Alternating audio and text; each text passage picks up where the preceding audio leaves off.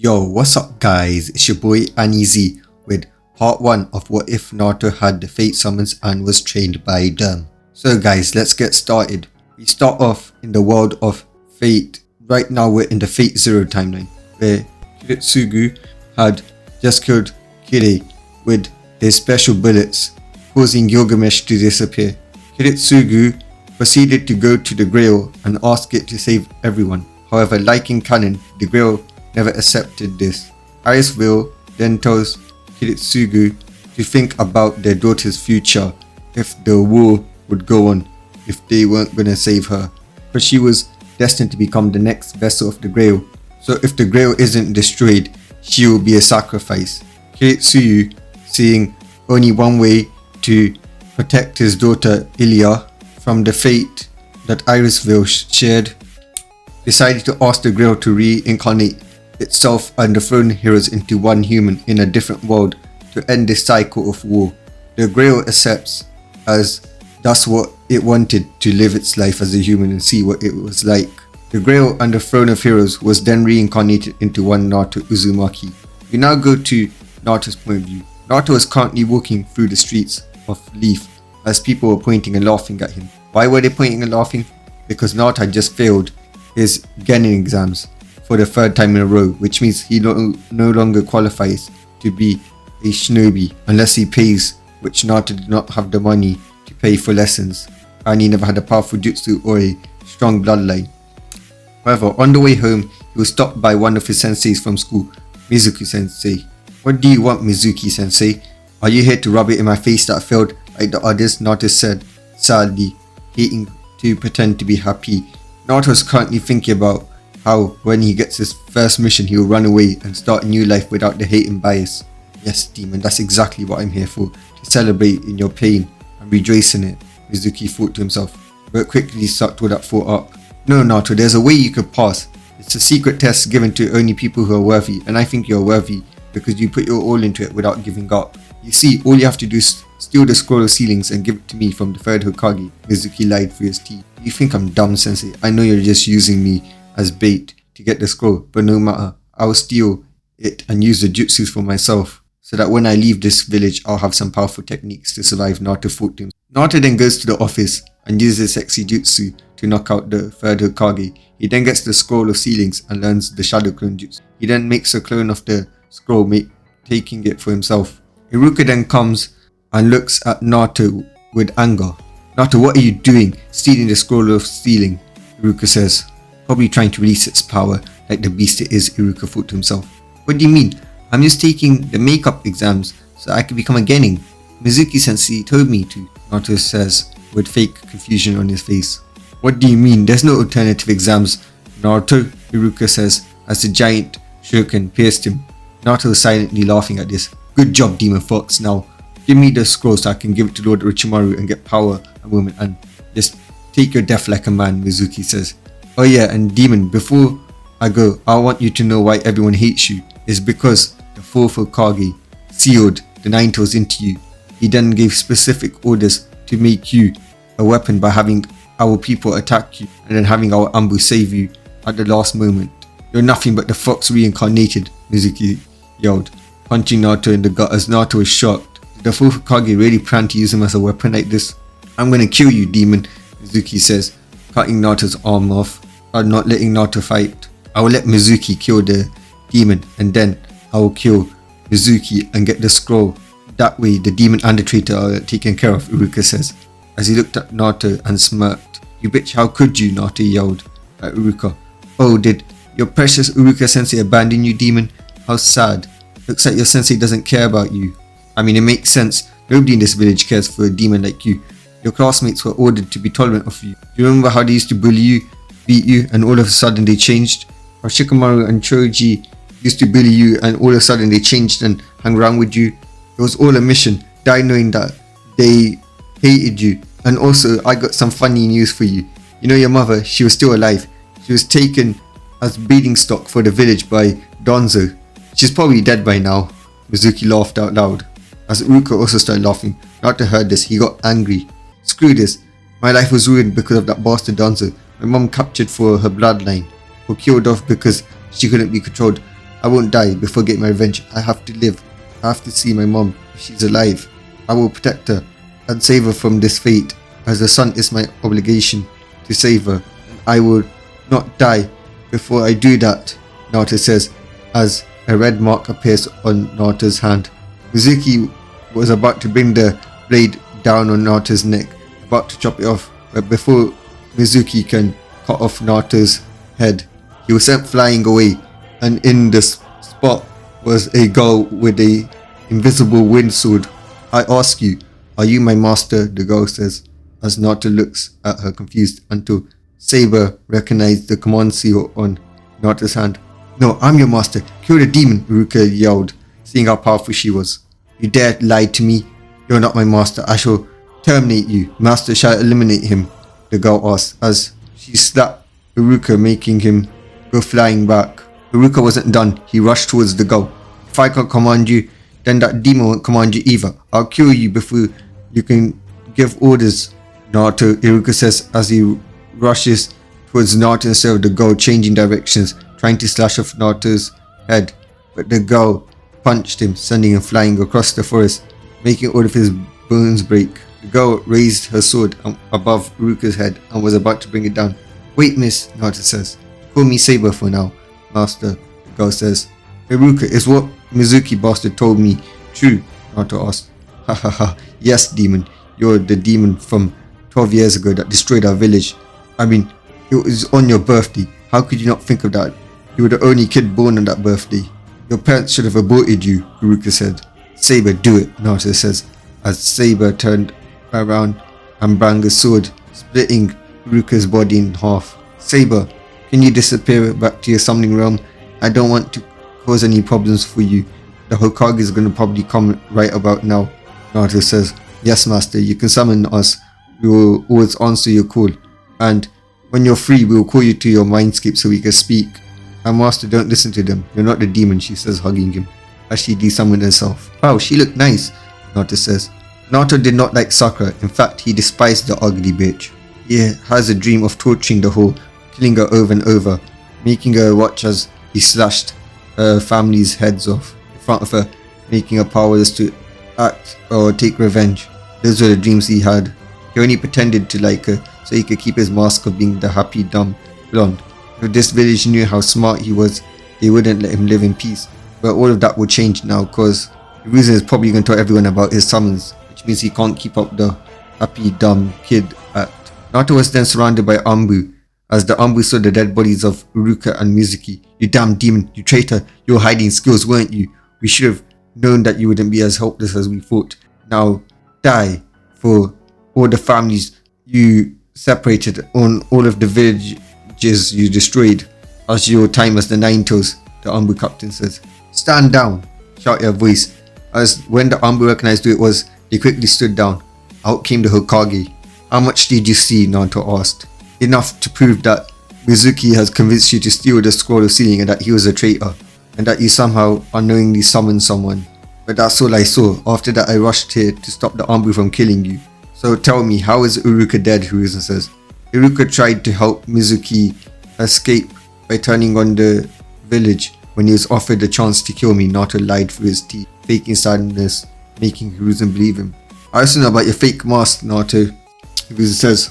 And also, Naruto, normally we would have a Yamaka validate what you were saying is true, but since you're a special case because of your tenant, and we don't think that your tenant will be nice to people who enter his territory, aka your mind, I believe that we will have to just trust you, Naruto. But know this, if you're a traitor, you will end up like these two, Hiruzen says, as Naruto mentally smirked. Oh, and Naruto, seeing as you're capable of doing the summoning jutsu, you passed. Congratulations, you're now a genin.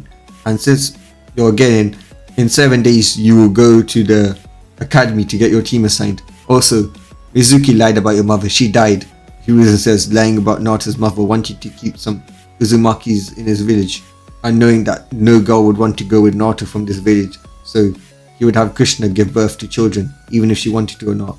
But he couldn't do that until she regained chakra and was out of her coma, because right now chakra was clotting up and they couldn't access the proper place to breed. He would have also loved to breed the woman who took away his wife by birthing the demon itself. Naruto, however, caught the lie as he saw the Hokage's eye twitch like it normally does. Naruto was mentally enraged that the third would keep his mother away from him. "Thanks, old man. I can't wait to have my new sensei teach me, and I'll ask for my summon self," Naruto says, as Ruzan has taken Naruto to his apartment, which was run down and had a sign saying, "The demon lives here."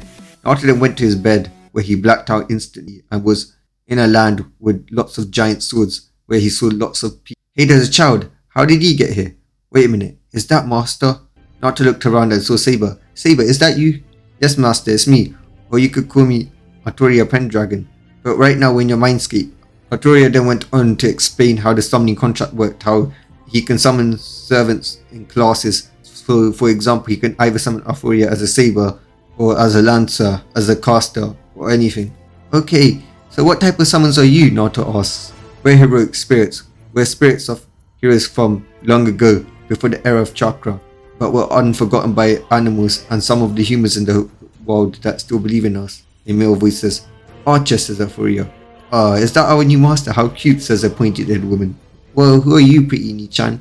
Naruto says, "Calling me Ne-chan already? Even though you know how old I am? How sweet. They call me Caster, but you could call me Medea." Like Artoria says, "Don't use our name when we're summoned, only our classes," Medea says. "Oh great, we have a live human now. How delightful." An arrogant voice says, "Gilgamesh, stop with your arrogance. Can't you see that we have a small boy here? For the first king, you lack manners and compassion," said another voice, as Naruto looked in awe to see a titan-looking man that looks like he ate dragons and punched mountains. "My name is Hercules, and this arrogant one here is Gilgamesh," Berserker says. "Oh, a new hero has arrived. I want to test him," said another voice.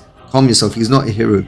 You could tell he's alive because he's emitting life energy, unlike us dead heroes. He's probably the master," said another voice, as Naruto looked over to see two people holding lances, one with two while the other had one. "He doesn't look that good. He looks too short," said the first one. "I'm not short, I'm only 12, Naruto yelled. "Oh my, the brat really is short for his age," says the same person, the one with the red lance. "Who the hell are you two?" Naruto yelled. "I'm sorry, I am Darumid, a lancer," said one of the two lancers. "I'm also a lancer, Shulane," said the lancer who disrespected him, as they grabbed Naruto like a luggage and took him to a large banquet where lots of heroes were eating. Naruto started to rip through the food like nothing. "Hehehe, the boy has quite an appetite, does he not?" a man with red hair said. "Iskander, don't be rude," Medusa said. Sorry, Medusa," says Iskander. While Naruto was eating, the servants were discussing about their master. "Well, it's easy to say what needs to be done to our master," says Archer. "Indeed, Archer," Artoria says. "What do you mean? He's just a kid, and we don't know." Shiro was cut off from what he was about to say. "If you, a mongrel, a faker, can make it to the throne of heroes, I can't see why the reincarnation of the throne of heroes and the Holy Grail itself can't. I, for one, want to see a new hero in making, one trained by all of the heroes of the past, present and future. It makes me shiver on what we shall unleash on this world," Gilgamesh says, with his arrogance, but also excited at the fact of what kind of entertainment he will get from Naruto. But also, we need to take care of his poor heart. Those monsters have hurt him enough, Medea says, remembering her past and how similar it was to Naruto's. "It's as you say, princess. Take care of his heart and soul with the other females, while we males pound him till he gets strong," Ku says. Naruto says, confused, as he just finished his food and he now had his full attention directed towards them right about now, so he missed what they said before. "Well, kid, we're gonna train you, and you're also gonna be able to summon us," says Shiro, as the girls took Naruto to his bedroom and they tucked him into bed, and they also read him a story and treated him like a little child, which Naruto enjoyed for once because he never had this. "Well, little one, rest well, because you will need it," Medusa says. Naruto, for the first time in his life, slept on a decent bed, so this time he slept like a baby. Time skip, 600 years in the mindscape, or 6 days in real world. Over the years, Naruto had trained with the heroes. The lancers taught him how to be agile and how to throw with extreme precision, making it so that Naruto could not miss a target even if he tried. After that, he was trained in weapons by all of the classes. He learned how to counterattack and sense how the air changed the way to move when using different weapons and seeing flaws in others' styles, and much more. After that, he was trained by Archer and Shiro in recreating weapons. After that, the heroes learned that he could use any noble phantasms that the hero had due to being reincarnation of the Throne of Heroes and the Holy Grail itself. Naruto also had extreme amounts of mana, one that surpassed even Gilgamesh, even Merlin himself. Naruto, being a prodigy he was able to take Shiro's and Archer's magic even further, being able to recreate anything. For example, he could recreate weapons like Shiro, but he could also create clothes, food and armor, much more. Anything he gave imagination to, anything he knows that how it was created, he could recreate. He learnt magic from the caster classes, mostly from Medea. After that, Aphoria trained him in the fundamentals of swordsmanship. After that, he was given a gift by Gilgamesh, a sword called Caliban, a sword that used to belong to Aphoria before she got the Excalibur. It was stronger than any sword in the elemental nations, just below Excalibur and most of the swords that Gilgamesh had. We now see Gilgamesh training Naruto. "Move faster, mongrel. I could kill you 100 times over," he said as Naruto was attacked by barrages of swords. After that, Gilgamesh used his chains to smash Naruto across the ground while laughing sadistically. It was now the 7th day, which means 700 years has passed in Naruto's mindscape, and it was also the day Naruto was going to wake up. Over the years, the Holy Grail had given Naruto information on all of the heroes. Also, he managed to see the memories of all of the heroes as well. It was now time for Naruto to wake up. All the heroes came to say goodbye, as Archer gave Naruto an outfit that looked like his. When Archer gave him that, Naruto hugged him. "This is my first ever gift," Naruto says, crying as Archer petted Naruto on the head with head pats. The heroes all felt anger towards Leaf. Yes, even the great Gilgamesh himself had come to see Naruto as a son, not that he would admit it to anyone. Saber came and then gave him something. "Aphoria, that's," Shiro says. "Yes, it's a gift worth giving to my beloved," she says as she implanted Avalon into Naruto.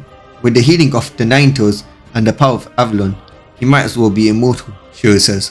Medea then came and gave Naruto her golden whip, which could be used to control any type of beast. So, looks like the Nine Tails won't be a problem for Naruto. His name was Bellerophon.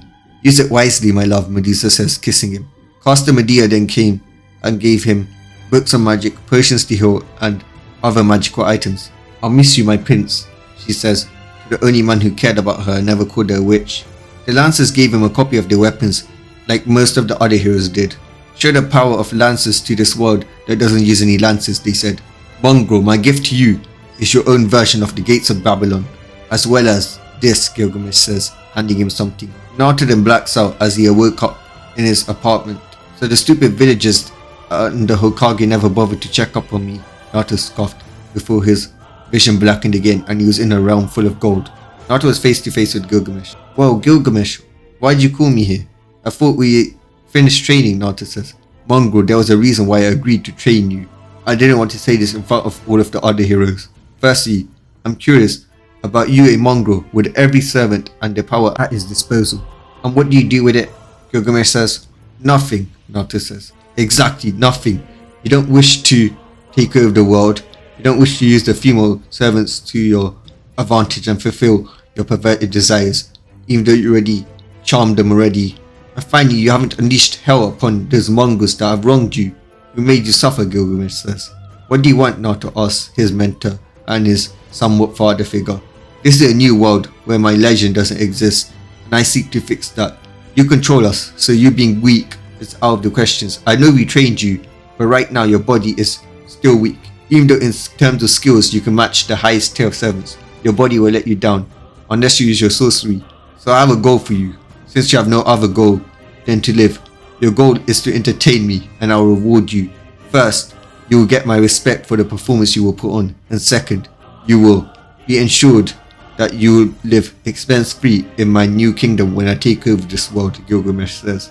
"You're a hard man to please, so this will be worth it and fun," Naruto says as Gilgamesh smirked. This is the reason why he somewhat considered Naruto as his son. The boy knew how to act in front of royals. What he had unleashed upon this world is something that even the highest beings would fear. "Now then, I shall leave you for the other mongrels," Gilgamesh says, as Naruto blacks out and he's back at his apartment. Naruto then summoned Ryder, seeing that it was time for him to get to the academy.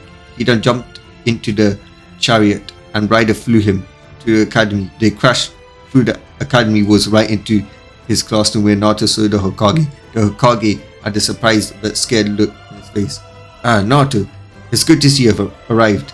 We'll talk about your summons damaging the building later," the Hokage said, as everyone stood in awe of Naruto's new appearance and his summon. "Hey stupid, just because you change your clothes doesn't mean I'm gonna go out with you," the pink-haired bitch says. Naruto looked at her with a glare that made Hercules proud, as he unleashed killing intent that made the Nine-Tails look like a puppy. "Shut the hell up, you annoying flat-chested monkey banshee hybrid," Naruto roared out as magical energy leaked, making even the Hokage shut himself up and not try to stop Naruto from ripping one into Sakura.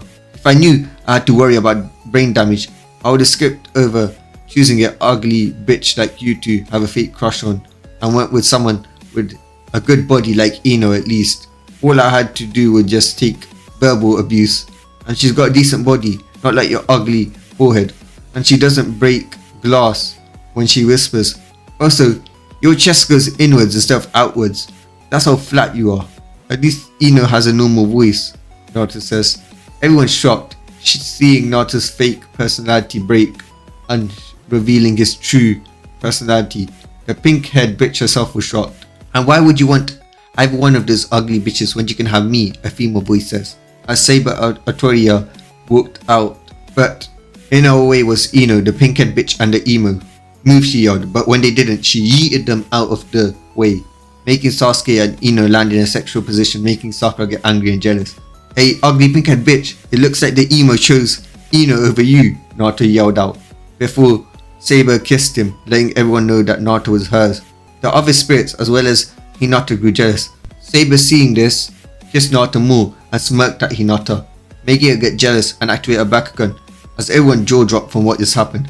Meanwhile, Medea and the others were fuming. "Okay, since there are no more interrupt," Ruzan was about to say but was cut off. "Wait, aren't we gonna talk about what has happened?" Kiba said. "Fuck you, mutt. You can mind your own business," Naruto said. As troublesome as it is, I always noticed whenever Naruto got yelled at by Sakura or whenever he pretended to ask her out, there was a moment of anger. He always clenched his fist. His face always changed to that of anger, Shikamaru says. "Okay, that might be true and all, but how did Naruto get that hot chick to know the real Naruto and fool with him?" Kiba says. "What's it to you how my husband got me, you mutt? I wouldn't even consider dating you if he wasn't around," she says. "I can't bullshit my way out of this one. Furious called me her husband, Naruto." "Enough," the Hokage yelled. Naruto's dad had an engagement signed with his family's special summons, which are more human-like than other summons, Ruzan lied, angry at Naruto for ruining his plans, but he couldn't let the village go out of control by having someone date Naruto, so he had to make it so that Naruto was only engaged and has a wife because of his father. Ruzan then announces the team, which was same as canon. Naruto, Pinkhead and Emo was waiting for their sensei to arrive, with Ryder in the corner watching over Naruto to keep him safe, as Saber was feeding Naruto a bento. "Say Naruto," Saber says, as Naruto opened his mouth and she fed him some food. "So good," Naruto praised, as Afuria blushed. Afuria then gave Ryder some bentos as well, leaving Sakura and Sasuke, who were hungry as well. "Thank you, Saber," Ryder says. After eating, Saber rested her head on Naruto's shoulder. "Team 7, I presume. Well, my first impression is that girl you have with you, Blondie, is hot as fuck. And no, I'm not talking about the pink-haired one," Kakashi says, making the pink-haired bitch get angry. "My name is Kakashi Hatake, and my dislikes and my likes are my business, and my dream, well, you're too young to know about that. Well, maybe apart from the blonde boy and his summon, but the rest of you are too young to hear that. Now your turn, Pinky," Kakashi says. "My name is Sakura Harano, and my dream is," she says, looking at the emo and blushing. "And I hate Naruto and Ino," Sakura yells. "Feelings mutual, you fat ugly bitch. Gorilla Banshee hybrid," Naruto says, making Sakura get angry, as Naruto grabbed a tomato and threw it at her face. Now, Naruto, stop throwing stuff at Sakura," Kakashi says. "Do it later when I'm not around," Kakashi suggested. "I am Sasuke Uchiha. My ambition is to kill a certain man," Sasuke says, as they heard laughter and they turned around to see Naruto, Ryder and even Saber laughing. "That's your big goal. What a pussy. Me and my master share the same goal of conquering the world, Ryder says, pulling Naruto into a hug as he pulled out his map and went towards Kakashi, explaining the countries he's gonna conquer in order, making the sensei sweat drop. Next, you blondie, Kakashi says. I'm Naruto Uzumaki, Naruto says. Yes. Continue, Kakashi says. If that's all you're gonna say, then that's all I'm gonna say, Naruto says. Touche, Kakashi says. Okay, meet me tomorrow on the training ground, Kakashi says, as Naruto jumped onto Ryder's chariot with Saber as they flew off with lightning, shocking the ugly pink-haired bitch and the emo. Naruto arrived home and saw King Hassan standing there waiting for him. Master, as you ordered, we found your mother, Kushina. She's in the furthest parts of the root base, the only third Hokage and the one they call Lord Dancer has access to, King Hassan says. When Naruto heard this, his eyes turned red. So that old bastard lied to me. I knew it, Naruto says, as he got out his sword, Caliburn. Naruto then summoned 7 servants. They were Caster Medea, Dancer Darumid, Saber Atoria, Archer Shiro, Rider Iskandar, Assassin Hassan, Berserker Hercules. Prepare yourselves. Tonight, we break my mother out of the least unofficial forces. Hassan, start an attack now. Eliminate as much as you can. Caster, cast an unbreakable illusion. Make it look like Cloud Shinobis are attacking. I still plan to escape this village on my first mission. But guys, that's all for today. Peace.